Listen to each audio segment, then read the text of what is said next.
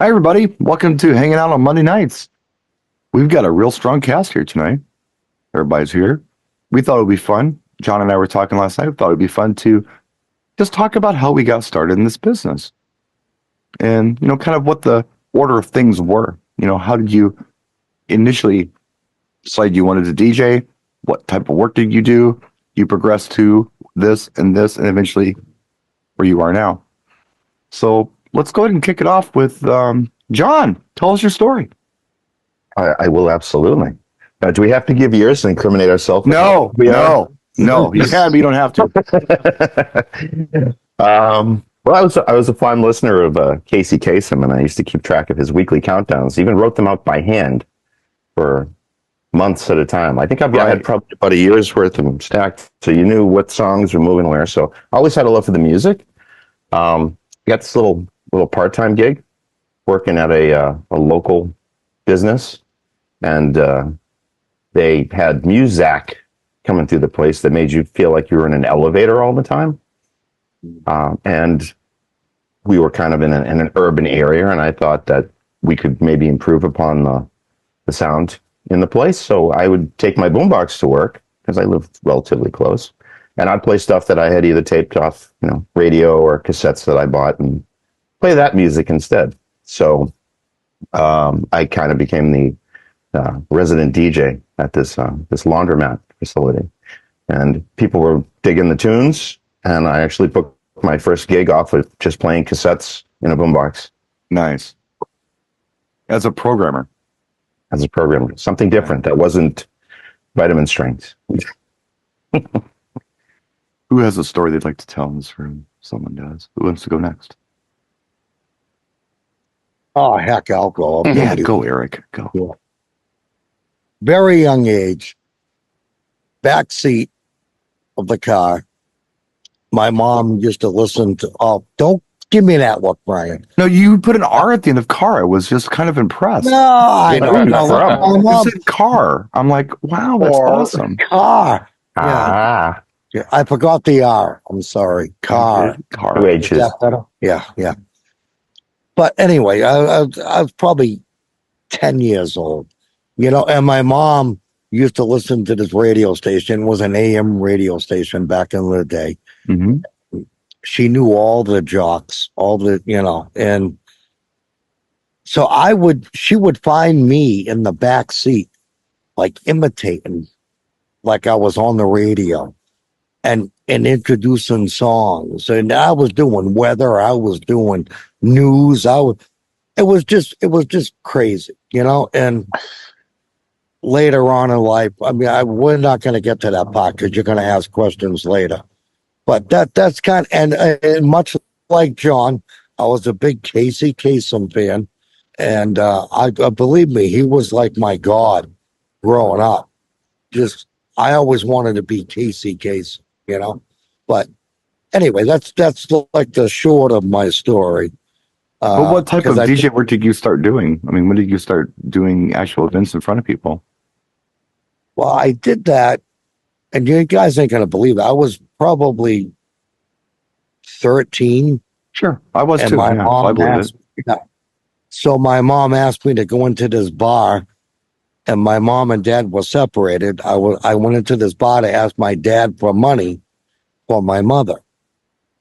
All of a sudden, I see this DJ, and this DJ up there playing 45s and albums. And I was immediately drawn. And I went up to him, and this guy's name was Steve Lamb. That same night, I'm putting records away. Meanwhile, I have my mother's money in my pocket. And God, now it's like midnight. And he's like, I got a wedding tomorrow. This is in your blood. Do you want to go with me? I said, I don't know. I got to ask my mother.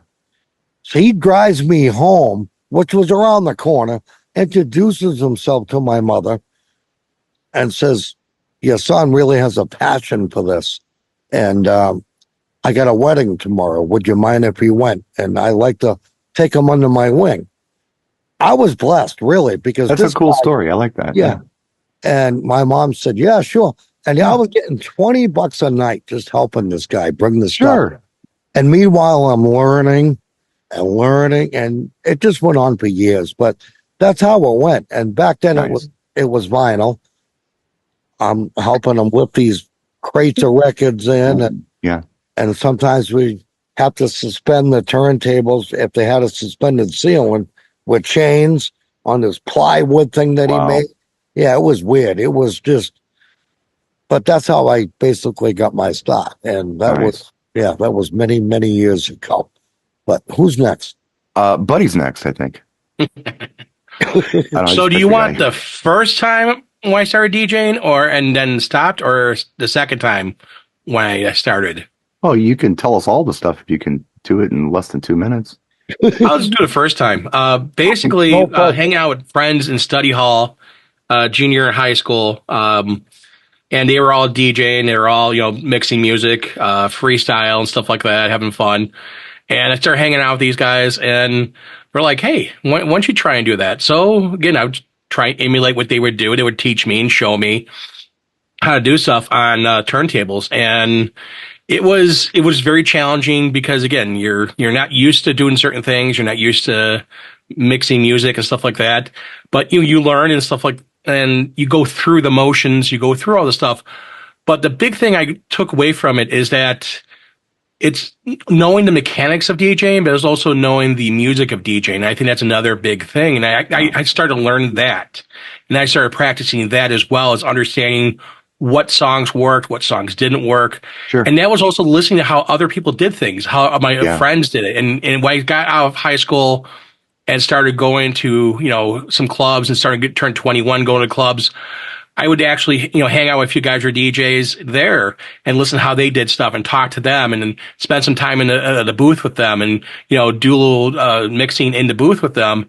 And it was fun. It was exciting. Yeah. It was very, very, I would say liberating because the fact that there was no worry about anything, but it's one of the things that I do say that I feel like cut my teeth on vinyl and cut my teeth in that era where you had to know, what albums went with what the BPM was. It's not like today with software, which makes life so easier. Yeah, it does. It does. Damon, what drew you to this thing of ours?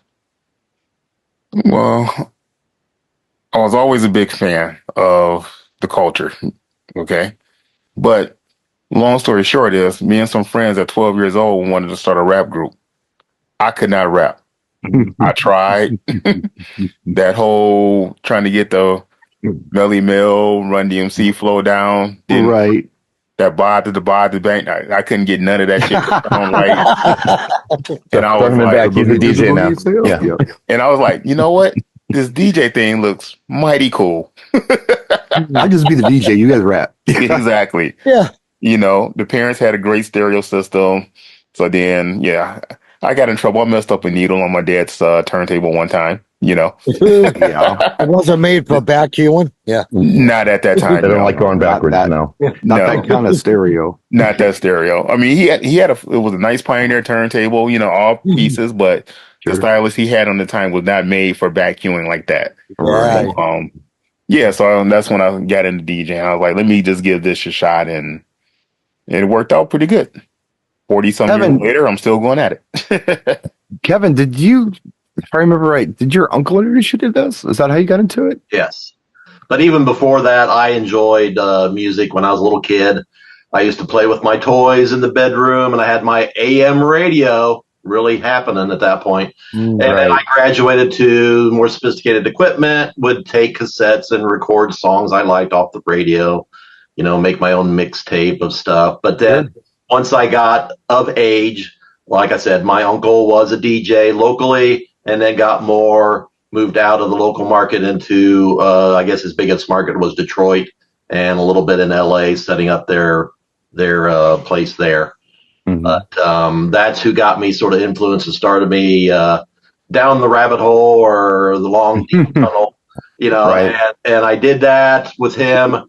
And with him and his brother, and then I hooked on with another representative for another company. So they sort of joined forces, worked with that person, learned a little bit from him, did some things on my own, still help out that company to this day. But that's sort of how I got into it. Nice. Cool. I want to hear Jay's story. I think like everybody else, there was, that music love from as far back as I can remember. I actually worked in radio in college, but played guitar before and after. So I didn't have the DJ background that any of you have. So even when I went to clubs, I was so focused on meeting girls and stuff and drinking that's and what you hanging do out there. Yeah. Well, yeah, but I never once stopped to say we should go to this club because the DJ was so good. I didn't have any metrics. I didn't know that you were supposed to judge the club by the DJ. You're not. You're supposed to judge the club by what girls go to the club. Right. But that's girls like good music, so it all worked itself out. Well, and John I don't know if John remembers this. The heyday of clubs for me, 90% was going to see a band.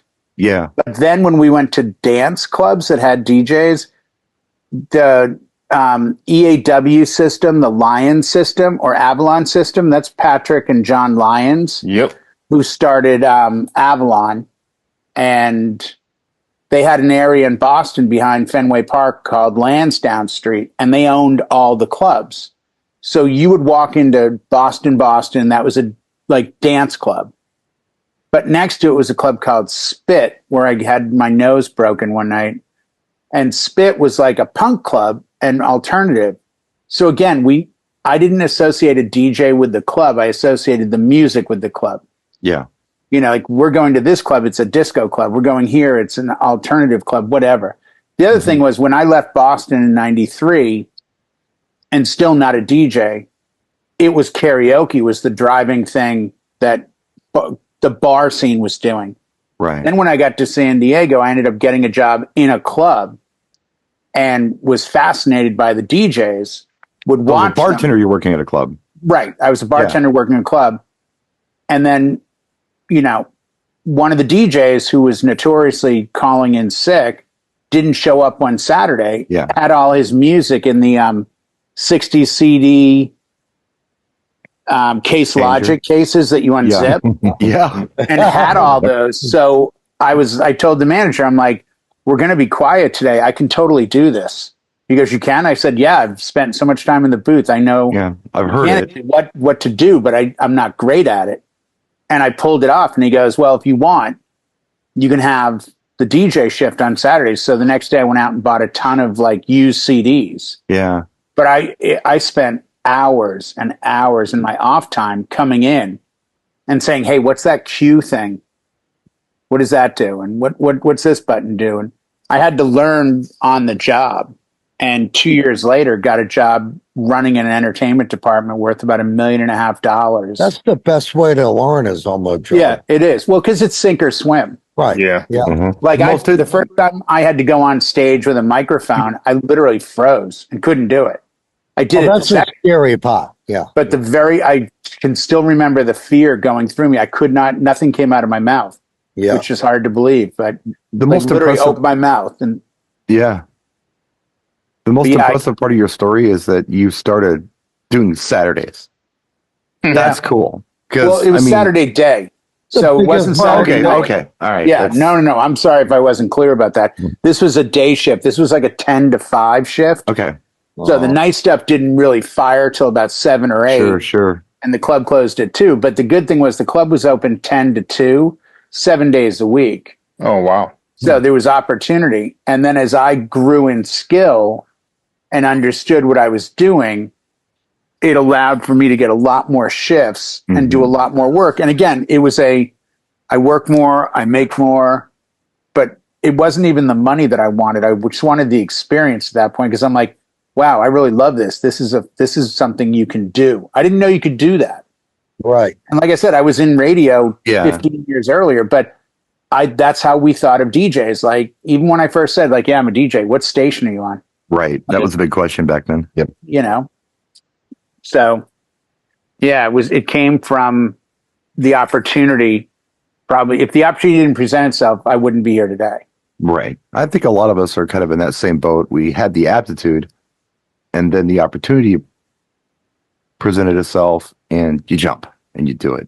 Yeah. My story's very similar to yours. I've always been a music geek since I was a little guy, surrounded by, I was raised by 5 adults, with my siblings being much older than I was, and they all had different musical tastes, including my parents. They had very different musical tastes. Nobody listened to the same thing. So I was exposed to a lot. And the radio was kind of my best friend when I was a kid, because I was a lonely kid. With my siblings being much older than me, they were out at night, and I was by myself.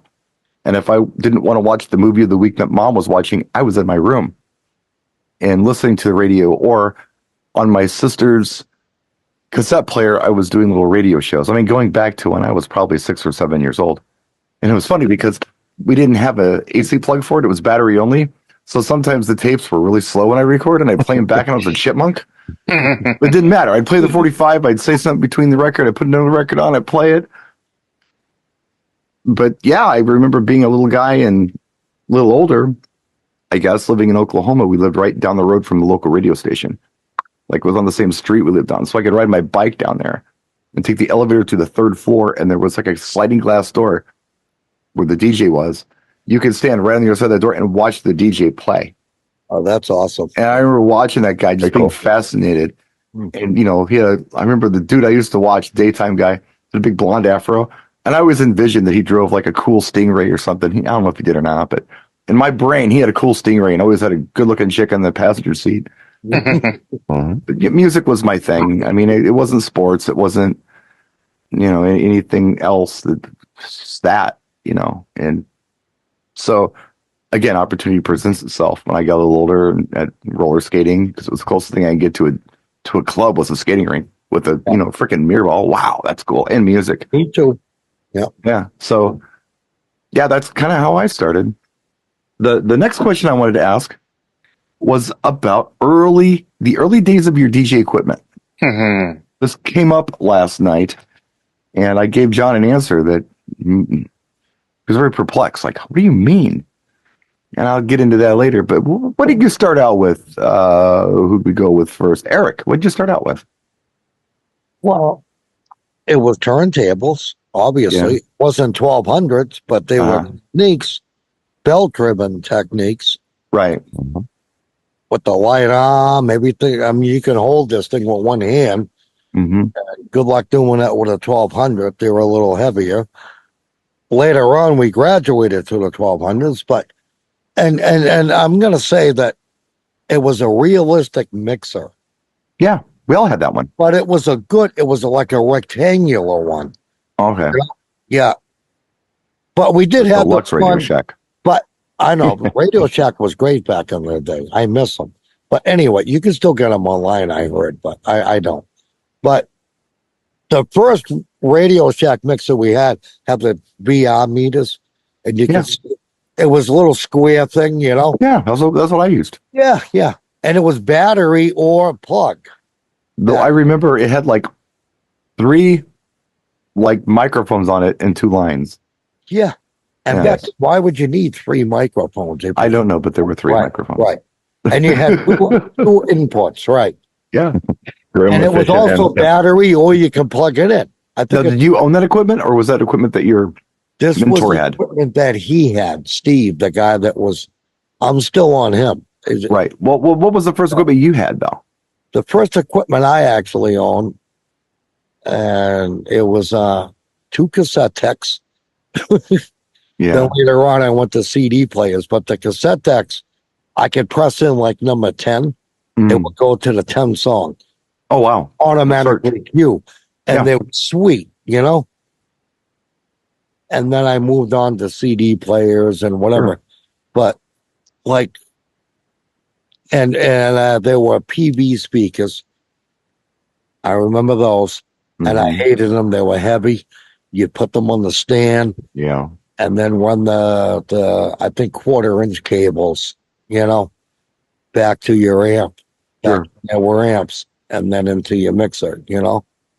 But that was like the first equipment I can remember, like being on my own. Right. You know. But you were using the other guy's stuff for how many years? Oh, many. I was under him. We worked together. We actually went on to do like videotaping weddings. Okay. Have the headset. Well, probably a good 10 years with your mentor, huh? Yeah, it was a long time before I went off on my own. But he had these huge house speakers, right? Yeah. And that's what we used. They weren't really DJ speakers, but these things had a huge 15-inch, and they had the wooden cabinet. And he Like put a clipped horn wall or whatever. Yeah. yeah, he put casters on them so we can roll them in and roll them out. But eventually, after the wood starts chipping, and but those things sounded great. One on each corner of the room. You run that wire. It was great. But anyway. No, good. That's cool. John, after the boombox, what did you go out and work with? Well, the first gig, I was still working that part-time job. I was in school, and I took the family's home stereo to go do the first gig. It sounded great in the living room. Why wouldn't it sound great in a VFW hall? Why not? Why not? Yeah. Until you find out that it's seriously underpowered to run a VFW hall. Well, yeah. So I think it was either Emerson or Magnavox. It was one of those. It's got the tuner for the radio on the front, the turntable on the top with the the pan spindle with the drop the records type of deal. Sure. And the speakers, they looked big till you got below the surface. It was Symphonic was the company, right? I remember that. And eventually you kind of feel around to like actually how big the speaker is. It might have been like a 5 or a 6 inch round. I'm like, and that's it, and nothing else with it. It was just very basic. It was 1970s. Sure. Home theater. Yeah. Home stereo. I said I have to start buying some better stuff. So I got a SLB 100s was one of my first turntable, belt-driven Techniques. I think they were like $99. Yeah. Saved up my money. I bought one. I bought the mixer, Radio Shack mixer, realistic, with the VU meters, yellow. Everybody had it. Yellow backlit that you had to knock once in a while when the bulb went out. What I ended up doing, I said, well, I need to get something that's a little bit more, powerful. The home system isn't going to work. So before Craigslist, there used to be this magazine called the Want Ads that you would flip. Okay. So I found a listing on the music and accessories, and I call the guy's number. And this is right around the death of disco, if that gives you an end of a presumed time when this was happening. There was a big roller skating place in Boston called Chez Vous, CHEZBOUZ or something. Very, like that. very French. Very, fancy roller skating. Very so they were going out of business, and he was selling the sound system. He was the sound guy. Okay. So what I was able to get for probably just north of about $2,000, I had my parents going to help me out, was two 15-inch Bullfrogs, 3-way, and then 2 EV bass cabs. So it was a 15 and a 15, and that's all that was in each one. And those were on casters, thank God. So it was a score to find it. He just wanted to get rid of the stuff and get on to the next thing. So I kind of got it for a good price. But then it's like, how do I fit these speakers into my Oldsmobile Cutlass? Because you could fit one in the trunk, one in the back seat, and then you had to stack stuff in the front because it just wasn't. Sometimes you had to take 2 cars to get your stuff there. I wasn't old enough to rent a truck. It wasn't like I could just go get a box truck. I don't even think Ryder or U-Haul existed at this point. You had to design stuff to work with whatever you had to transport it with.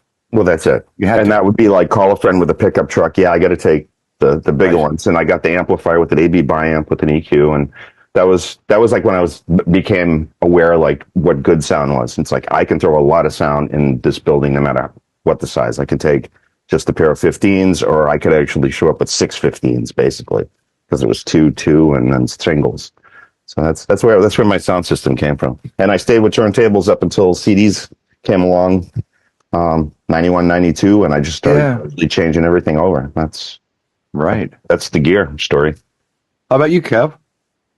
Were you using your uncle's stuff at first? Was that I basically hung out with my uncle a lot, but I didn't really hang out with him until basically the club said, without saying it, "You're a little old. You need to leave."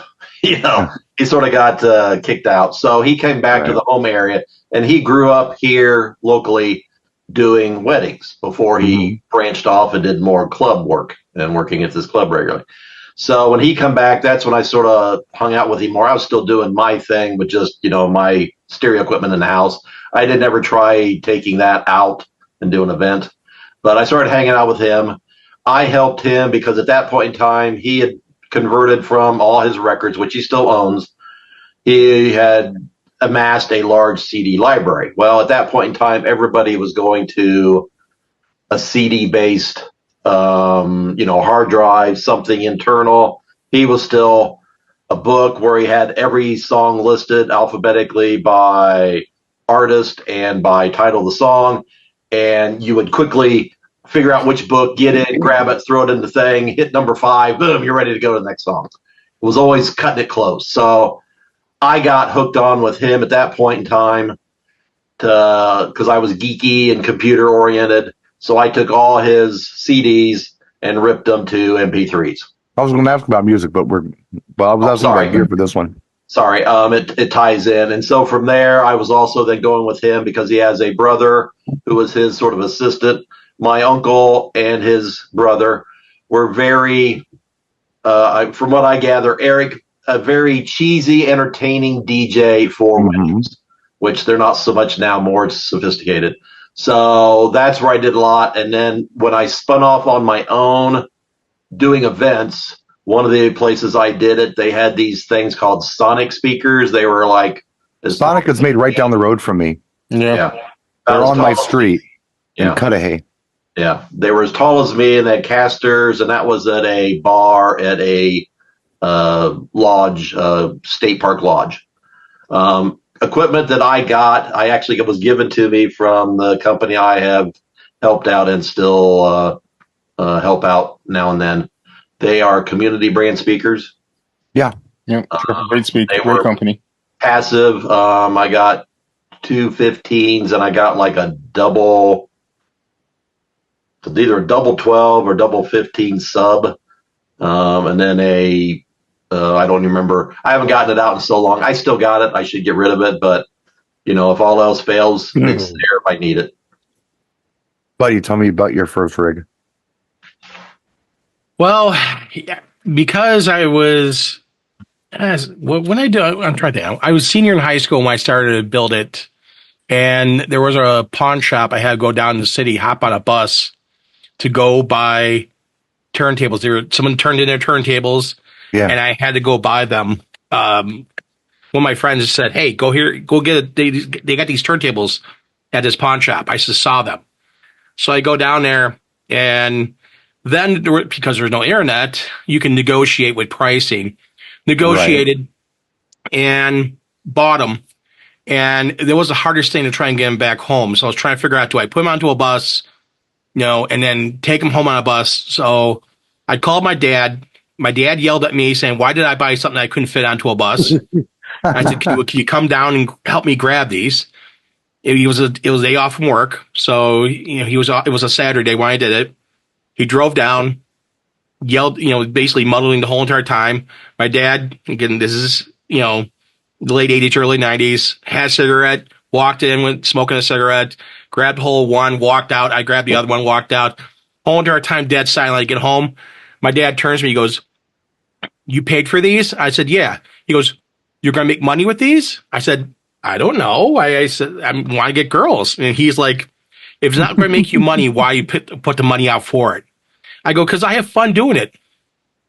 He goes, "We have fun playing sports." And I'm like, "Yeah." He goes, "Is this a sport?" I go, "It can be." Yeah. And he goes, "I better not hear your mother complain about volume or anything like that." Not a problem. What kind of turntables were they? About a month later, a house about 4 blocks down had a garage sale because I didn't have a mixer.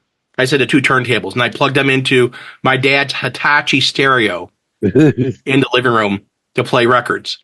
And he was complaining about that. I had to unplug them every time and unplug them to the wall and put them back away. And they were 1200s. They were a little beat up, or didn't care for them, didn't love them. I tried, I had to go through everything. I had hodgepodge needles, not the best needles in the world that, what I can get.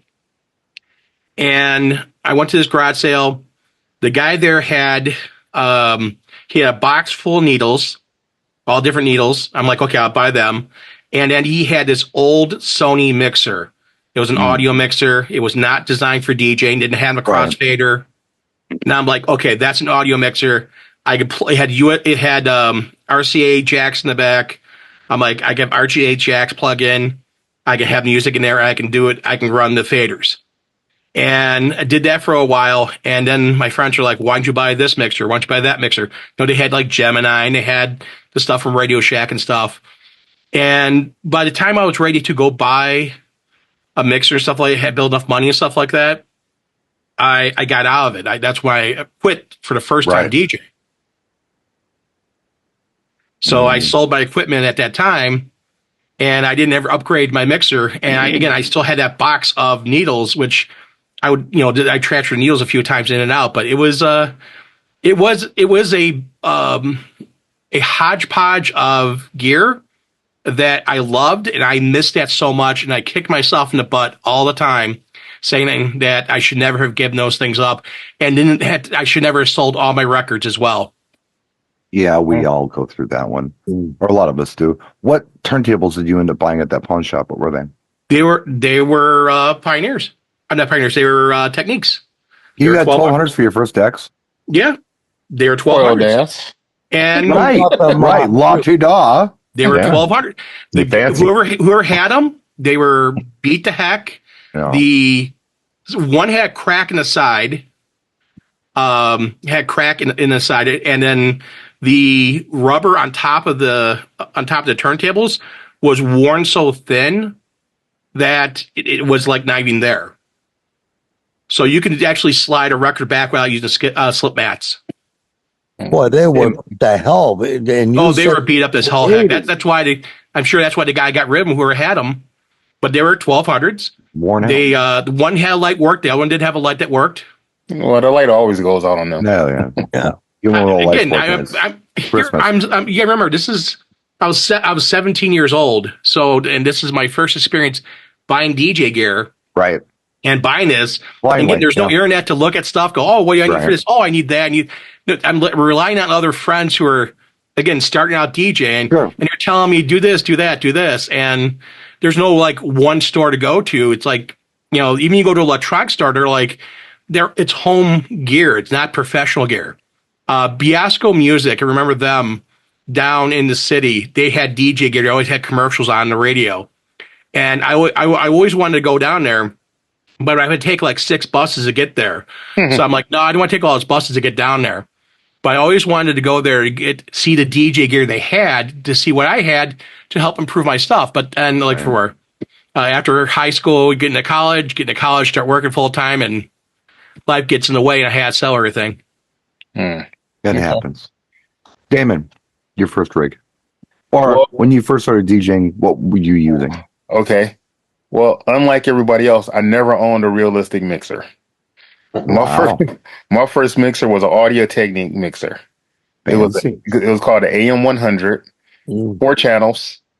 I remember it clear as day because I still have that. Well, I don't have that exact same mixer, but I bought another one just like it. So right.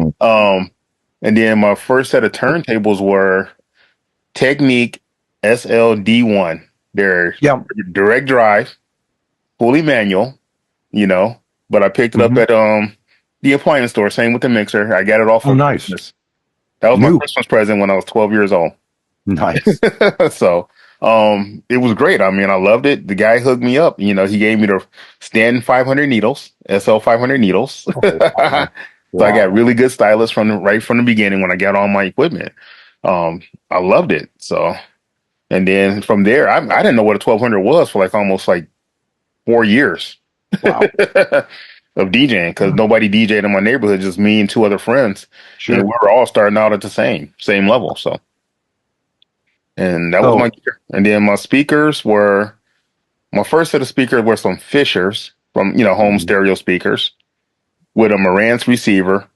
And if you pushed it too hard, you would pop the fuse in the back. So I used to have to carry a bunch of fuses around when I did house parties. So imagine a party is going good, and all of a sudden the fuse pop, and you got to take 2 minutes out to replace the fuse. So that kind of killed the vibe a little bit. If only it were that easy today. Just wrap it in tinfoil. That won't happen. Yeah, exactly. But so I mean, I remember having a stack of fuses. I had to go to Radio Shack and buy replacement fuses before the gig. That way I would have them just in case. So little 10 fuses. So Jay, you were working at a bar and then you started working on the boat. That was never your equipment, right? No. Yeah, that was somebody else's that's what's stuff. so funny. The club had a gear that we used 365. We never closed. Uh-huh. So that gear ran every day. All day, every day. Yeah. Every day. And we had Denon 2000 Mark III dual CD player that went out once a year to get the lasers cleaned. Yeah. Because we had a fog machine under the booth. The mixer, we had an Rane MP44Z 4-channel mixer that had the fader caps that were like indented. So you could put your finger inside the fader. Was it 44 to 24? 44. It was a 4-channel. So it was a 24. 24 is a 4-channel too. This one had 24. 4 being EQ. 4 being EQ across the top. Each channel had its own EQ. Okay, that was a 44 then. Okay. Yeah. That was the 24 is before that one. Yeah, this was 97. Okay, yeah, that was a 44. Sorry, go ahead. No, all good. And it was great. I mean, it just never blinked. Yeah. So when I left and I got hired by the boats, part of what they had done was up until me, they had gone to a DJ service and said, hey, we'll pay you X, you come do all the gigs. Right. Well, when I came in as a salaried manager, I had to do that, but I didn't have gear. Mm-hmm. So I'm a 2-year DJ put in charge of buying gear. So my first thought is, I need a Rane MP44. I need 2000s. I need you do what you know. Yeah, I need 8 setups for the boats. And my boss was kind of cheap.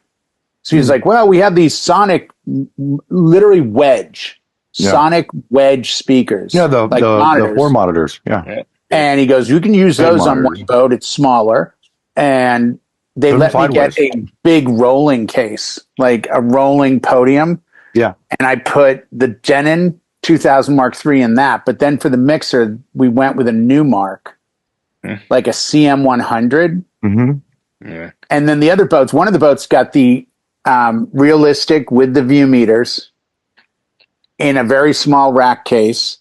And on top of it, on a piece of plexi, I had put 2 Sony Discmans. Because in 1997, on a small boat that's constantly doing this, you couldn't get buffers. It's a smart move. Yeah. So that made sense to me because, again, I didn't have enough DJ experience to say, I got to have this. They do say anti-skip. I think you did the right thing because they handle impact well. They handled it really well, but you could find out the real DJs were very quick because they'd get on the boat and, call the office and leave voicemail like, I don't know how you expect me to mix. There's absolutely no pitch. And I'm like, I don't think that's a problem. Just play the music. So for $30 out of the back of Mobile Beat magazine, I got a cradle system with bungees. Uh-huh. So you could unscrew the 2 CD carriers on the Denon. On the 19-inch rack. Yeah. Yeah. And then it floated on this bungee. So if you hit wakes, it never skipped. So that was my selling point. I can't remember. It was bright green from New Jersey somewhere. No, but there's a name for that. It's an anti-shock thing, but it's it was like a cradle that you would unscrew. They gave you thumb screws to screw the CD decks into the rack. Then you would undo those and pull it out a little bit, and it would sit down and float. But because I was a boss, hiring DJs to work for me, one of them happened to work at Guitar Center. So in 1998, early 99, he called me and said, hey, I got a kid who wants to do a punk band. His dad bought him DJ gear a year ago, and I'm offering him $200. And I told him I could probably get him $300 if he saw you. Can you get $300 together? And I'm like, yeah, what is it? He goes, it's just 2 CD players and a mixer. And I was like, oh, yeah, I can definitely do that. So the kid shows up. He's got a box, and I've got $300 in my pocket. And the kid pulls out 2 Pioneer CDJ 700s and a Gemini 626 Platinum 3-channel mixer with kills on each tone. So I took the $300 out of my wallet and paid him, and then didn't take it out of my budget. And that was my very first DJ gear that I ever bought. Nice. Personally. Right. That shortly after got stolen, sadly.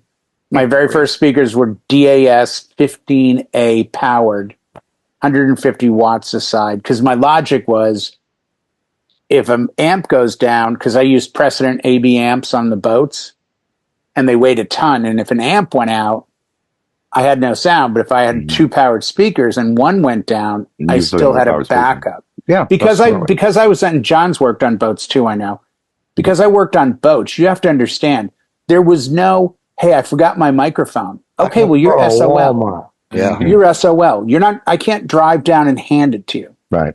So my logic was very, be prepared, be extra prepared. Like, guys were blowing out tweeters, and I remember putting a limiter with a gate, and then covering it with a screen, and then putting torque security screws on it, because they just didn't understand that redliners is not for him. Yeah, yeah. We used to have plexiglass over our rack too. Yeah, so nobody would jerk with it. They just wouldn't leave it alone. I'm like, ugh. Yeah. But yeah, so Pioneer started the day. You know, it's funny. I was telling John last night, he was pretty surprised. I started DJing in 1984 professionally, where I was making money doing it. And from 1984 to 1994, I owned zero DJ equipment because I always used what was either at the club, at the skating rink, at the mobile service. The only thing that I had, which is the next topic I want to bring up, was music.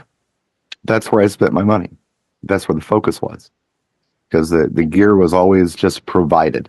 In fact, most of the time, I'm thinking really hard, if there was ever a time between 1984 and 1994, and I'm thinking no, every single place I played, every single company that I worked for had their own music library. What I brought was supplemental, because not everybody had what I had. Yeah, they had the basics, or they had what they needed to get by, but I bring those extras. Like, they may not have Soul to Souls Back to Life, but I have that, you know. Or the hard one was actually off of that album. What was Back to Life? Yeah, Keep On Moving, everybody had. Back to Life was a weird one, because on the album, they gave you an acapella of it and not the regular version. So you had to buy the 12-inch. I carried that. That's the kind of stuff that I had.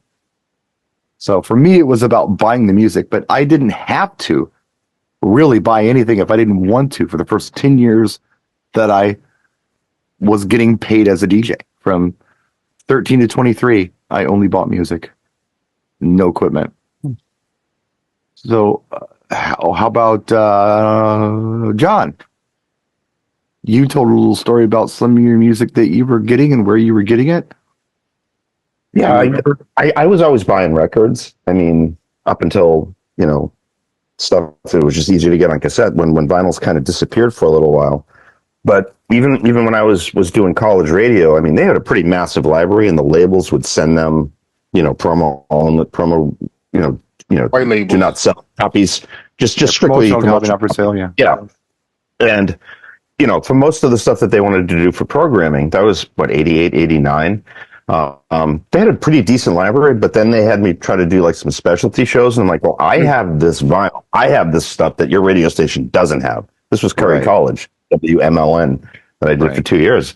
And I lived nearby too. So when everyone went home for the summer, guess who they're calling in to do the radio shows? It's like, well, I'm 30 minutes up the street. I'm coming in and getting some course credit and some experience. And that was a rotary knob mixer too in the studio, which was no fun to mix on.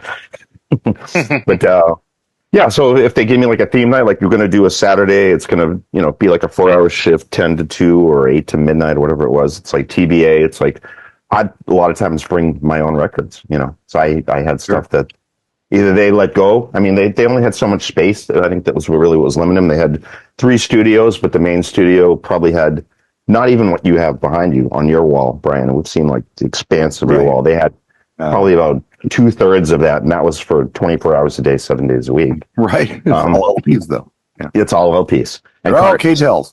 Yeah. I'll have and 20 songs. Not all K-Tels, no. So, but yeah, as far as the music, I mean, I could, my dance library was better than what they had. My rock library was better than what they had. Yeah. A lot of times I'm coming in with a shoulder bag full of vinyl to get to my shows. Kind of similar to what I ran into.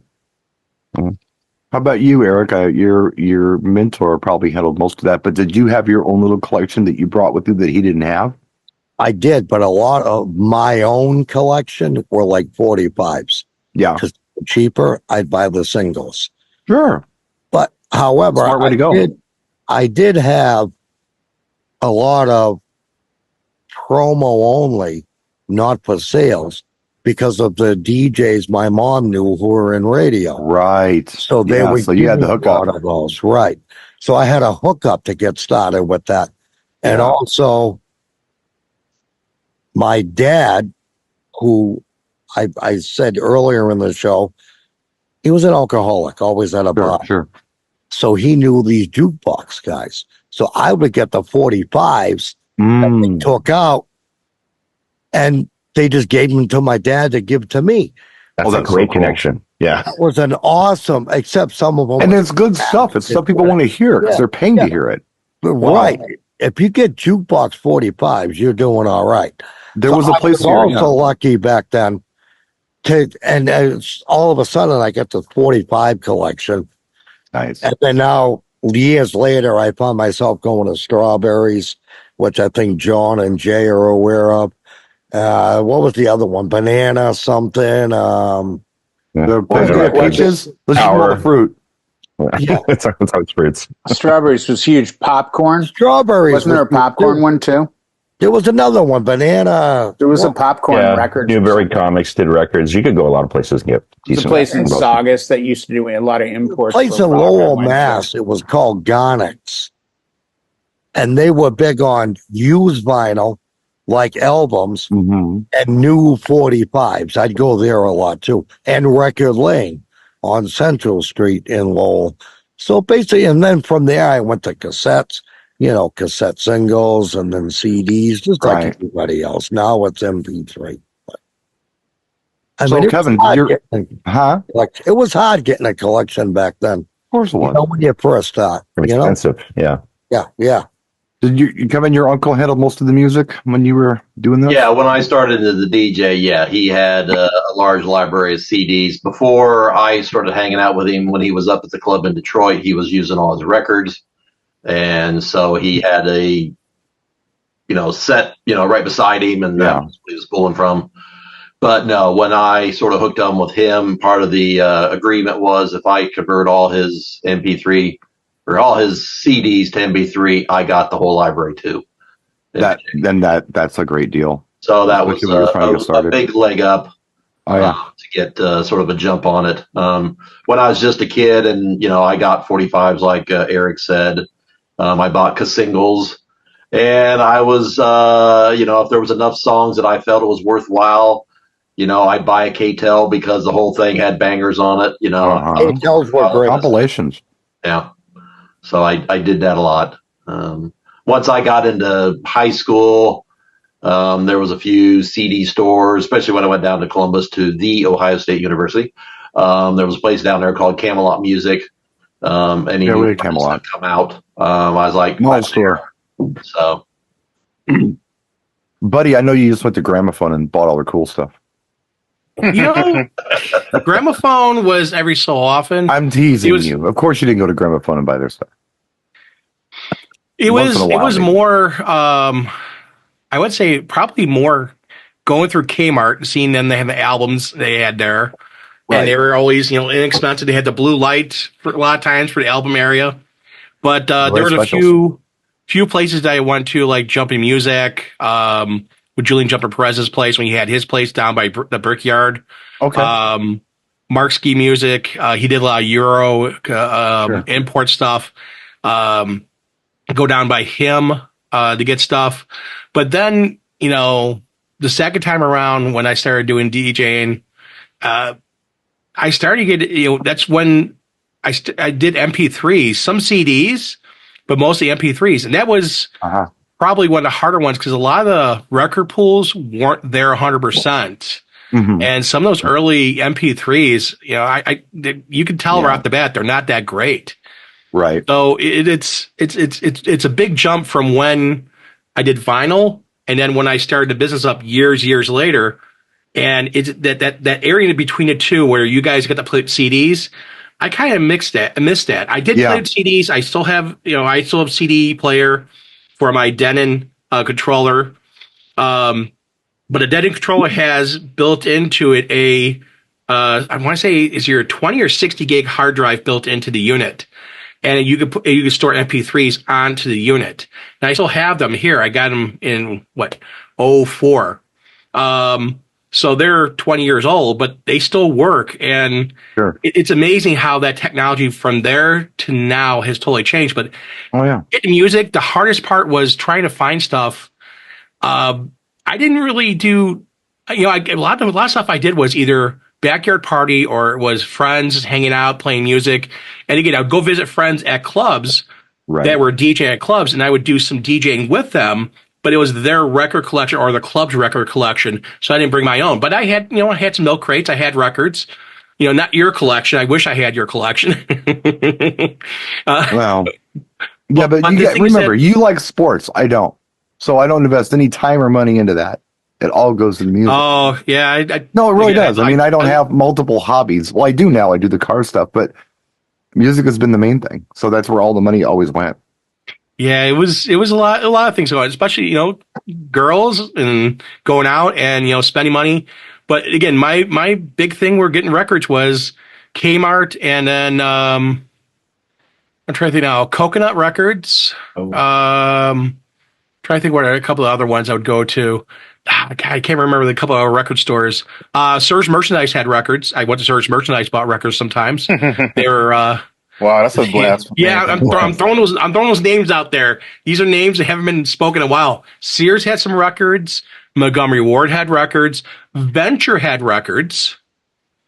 So Venture would also get a visit because again they had the cheap records in their pile right there. I would get a couple of those. If I found some music, I would like, oh yeah, this would work great. But he's got a new book coming out saying who used to sell records in Chicago. I'm throwing those names out there because all these places, like, you got to remember, where you went to. And that was a hard time. It was a hard time for me. Damon, how many places sold records in Detroit? Oh, man. I'm kidding. No. Well, first of all, I grew up, right outside of Detroit. So in my little neighborhood, we had one record store, and I'm in like 7th to 8th grade. I wasn't buying lunch. I was actually taking my lunch money and buying singles. I was buying 12-inch singles. I would buy lunch one day a week, and then the rest of the money would go on 12-inch singles. Yeah. And then a little later on, I found out there's a record store in Detroit in the hood called By Rights Music, and they catered to nothing but DJs. Okay. So, I mean, you walked in there. They had their section with albums, and they catered to everybody else, but they had like walls of this week's top 20 of nothing but 12-inch. Nice. And then this is all the imports that's coming in and, all this stuff. And so, I mean, I used to go there and just like, when I got my license, I was like, it was a 30-minute drive, and I thought I was driving to the other side of the world. Yeah. Yeah. But yeah, I mean, we're going there, we're buying it, coming back with all the hottest records to my neighborhood parties. And then it's like, oh man, where did you get that? I thought I only heard it on the radio, blah, blah, blah. You know, because the local stores didn't have it because they wasn't selling 12 inches in these imports. And, and then I was spending, it was like a regular 12-inch was $3.99 at the time. Yes. And then an import was like $7.99. Right. Gotta be a good song. Yeah, it had to be a really good song. Yeah, banger. What I remember struggling with was, man, I'd love to buy that import, but I know that I can buy this here, bang for my buck compilation for the same amount of money, but I really want that import. I wasn't into compilations. That was such a struggle for me. I never really bought compilations. I always just bought 12-inch singles. Well, I mean, for just having songs at events, it was nice to have a compilation. I could save money. I could buy one record and get, like even soundtracks. My God, I mean, you could buy, like the Footloose soundtrack, and you could get all these songs that you could use, even if you weren't really planning on playing them. You might as well because you have them, or you can buy the cool 12-inch single. What do you do? Just like Kevin said, the K-Tells, you get like 20 songs on one of those. Yeah, it's like that now. That's what I call music. I remember buying Volume 1. I'm like, I played the hell out of You Can't Hurry Love from Phil Collins. I'm like, I'm so glad I bought this double album. So. I know I played the hell out of this because I have it. I remember going to Goodwill, buying records. Yeah. I remember going to pawn shops and buying records. I even took a job at a used CD store when I was about 21 just to buy records or just to buy CDs. And people would come in with their record collections. Do you buy these? Like, no, but you can leave them here. I'll take We'll throw them away for you. We'll happily dispose of those after we sift through them. You know what people forget about too is the library has records. Yeah. If you really are in a pinch for stuff, Yeah. go see what they've got at your local libraries, and You know what's funny is I used to go there, bring them home, record it on cassette, and then bring them back. Way back in Yeah. yeah. Well, Jay, the reason I brought up all that stuff that I did with the used stuff, I think Jay did something similar. He was doing mostly a lot of used CDs wherever he could Yeah, to build a library, right? 100%. Like my own personal library, the biggest thing, we have a thing out here called Kobe's Swap Meet, and it's every Saturday, Sunday. It takes over the entire parking lot of the San Diego Sports Arena. Uh-huh. And I found out very quickly that they have CDs, and I had to learn the music that I needed. And I think we've talked about the famous buying some movie soundtrack that I can't remember the movie, but it was just to get one In Vogue song, because that Right. In Vogue song was only on the soundtrack. I'll help. Set it off. Yeah. I think so. Yeah. Yeah, with Queen Latifah. But I did it with Ford Fairlane because it had Rock the Yeah. Cradle of Cradle Love on of it. Mhm. And it had Last Night in Paris by Queensryche. I mean, I was just insanely, I couldn't get enough music fast enough. Right. And then when I went to the boats, I said to my boss, one of the ways we can pay DJs a little less is if we were to provide the music, even though I realized they're probably still going to bring their music, Right. but I wanted to have a buffer for Yeah. me. Or a bass. So I went to like, not Tower Records, but some chain like Towers, and the name fails me right now. And I went in, I asked for the store manager. I gave him my business card. I said, I'm going to be coming here probably monthly. Do you accept business checks? He's like, yeah, I know your company. It's right down the road. I said, great.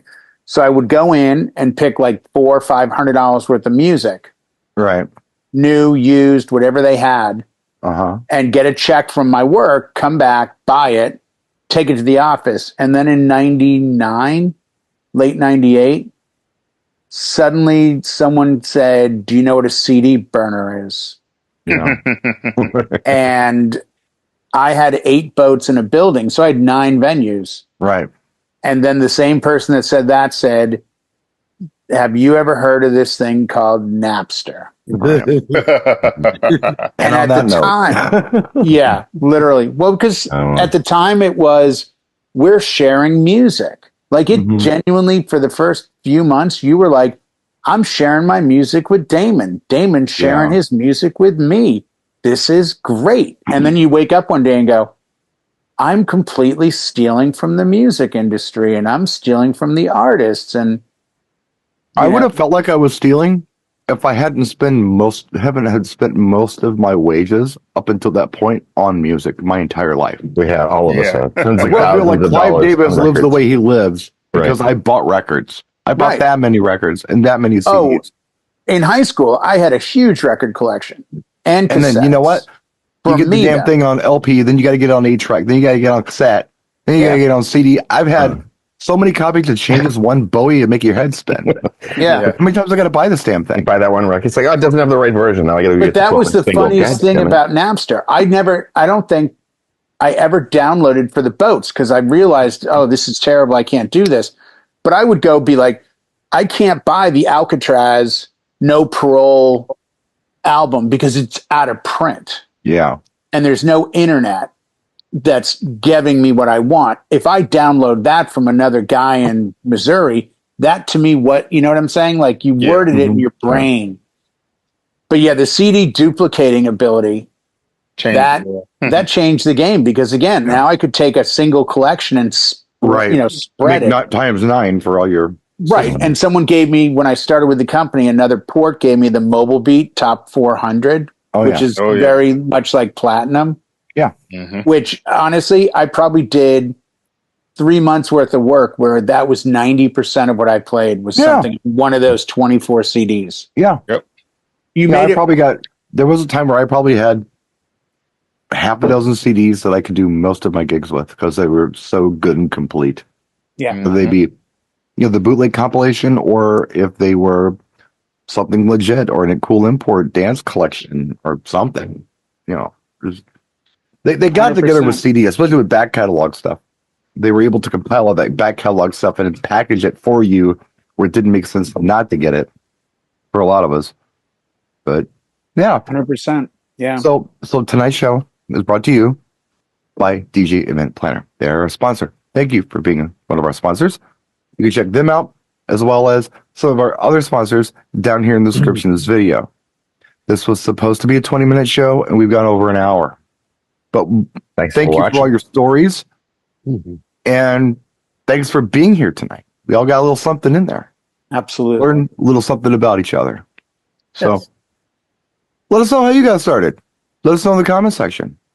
Until next time, thanks for tuning in, and we'll see you, I don't know, next time you decide to look at one of our videos. We don't know when this is going to get posted, but technically we're doing a show tomorrow night, but that doesn't matter to you because you're not going to see this until, I don't know, February.